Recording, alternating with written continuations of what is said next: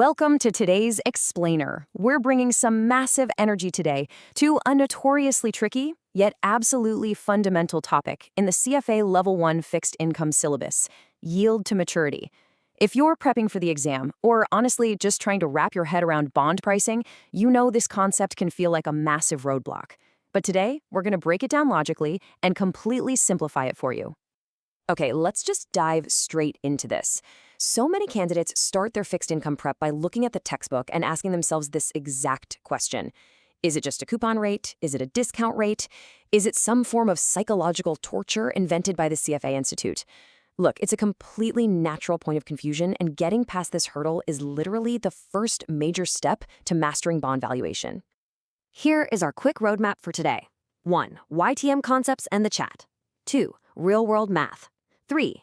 AI tools for YTM. 4. A CFA quiz gauntlet. And 5. Exam strategy. Section 1. YTM concepts and the chat. Understanding the true return measure. So the absolutely crucial point here is that YTM isn't just a static number you read off a bond certificate. It's the internal rate of return. Think of it like a giant puzzle coming together. It's the total, comprehensive annual return you're going to earn if you buy the bond today at its current market price and ride it all the way to the finish line, which is its maturity date. It is the true return measure of the bond.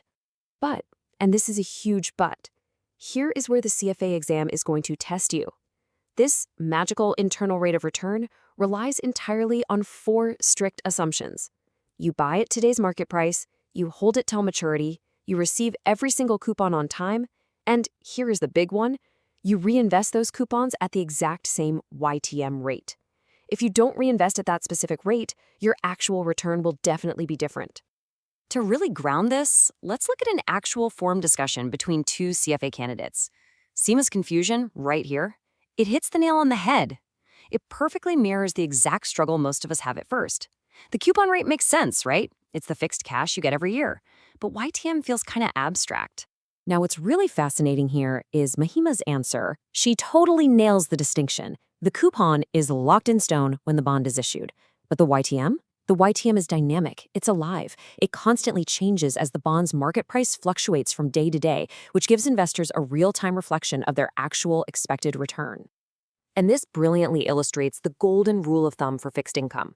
All you do is compare your fixed coupon to the dynamic YTM to easily know exactly what kind of bond you're dealing with. If the coupon is less than the YTM, the bond sells at a discount. If the coupon is greater than the YTM, well, the bond sells at a premium. Memorize this relationship. Seriously, it'll save you massive amounts of time on exam day. Mahima drops another total truth bomb right here. This is the famous seesaw effect.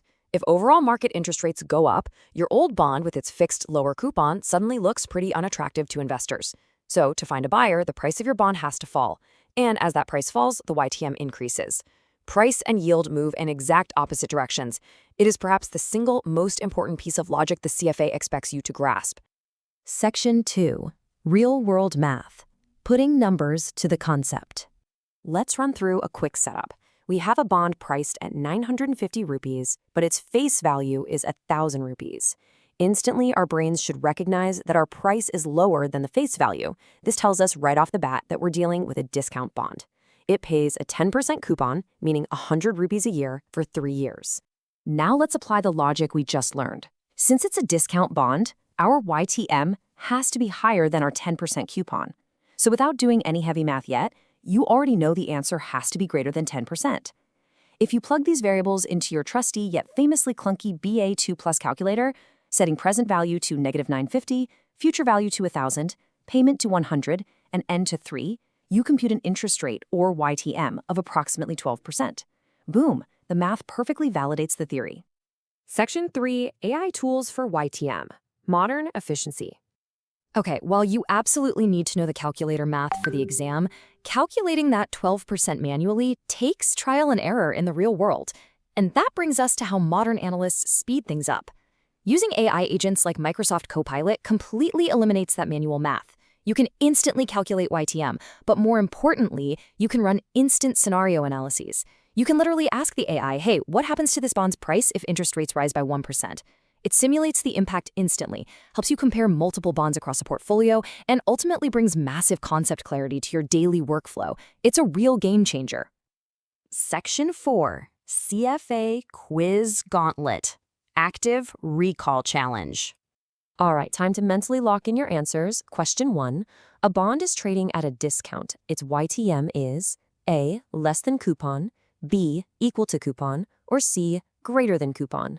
Think back to Mahima's rule of thumb. What happens to the yields when you buy at a discount? The answer is C, spot on. The YTM must be greater to compensate for the discounted price you paid up front. You're getting the coupon payments plus that nice capital gain when the bond matures at par value. Question 2. If bond price increases, YTM will A, increase, B, decrease, or C, stay the same. Visualize that playground seesaw we talked about earlier. The answer is B, decrease. They move in strictly opposite directions. As the price goes up, the overall yield to maturity comes down. It's an inverse relationship you must never forget. Question 3. YTM strictly assumes A, coupons are not reinvested, B, coupons are reinvested at YTM, or C, bond is sold before maturity. This is the absolute sneakiest trap on the exam, testing the core assumptions of the formula. The answer is B. Excellent. Without that specific assumption that you're reinvesting those intermediate coupon payments at the exact same YTM rate, the whole internal rate of return calculation just falls apart. Section 5, Exam Strategy, Final Pro Tips. Here is your battle plan for exam day. Stop trying to rote memorize the giant, complex discount formulas. Instead, heavily focus your energy on the price-yield inverse relationship. Practice your BA2+ calculator keystrokes so they become pure muscle memory. Ensure you don't confuse YTM with current yield. Remember, YTM accounts for capital gains or losses over the life of the bond. And above all, visualize that seesaw logic we covered today. As our source perfectly states, unlocking this logic changes everything. It isn't just about passing an exam, it's about fundamentally understanding how fixed income markets operate. So ask yourself, can you apply this exact seesaw logic to the bond funds in your own portfolio right now? Think about how a sudden change in central bank interest rates tomorrow would immediately impact your holdings. Thank you for exploring this with me today, and keep visualizing that logic.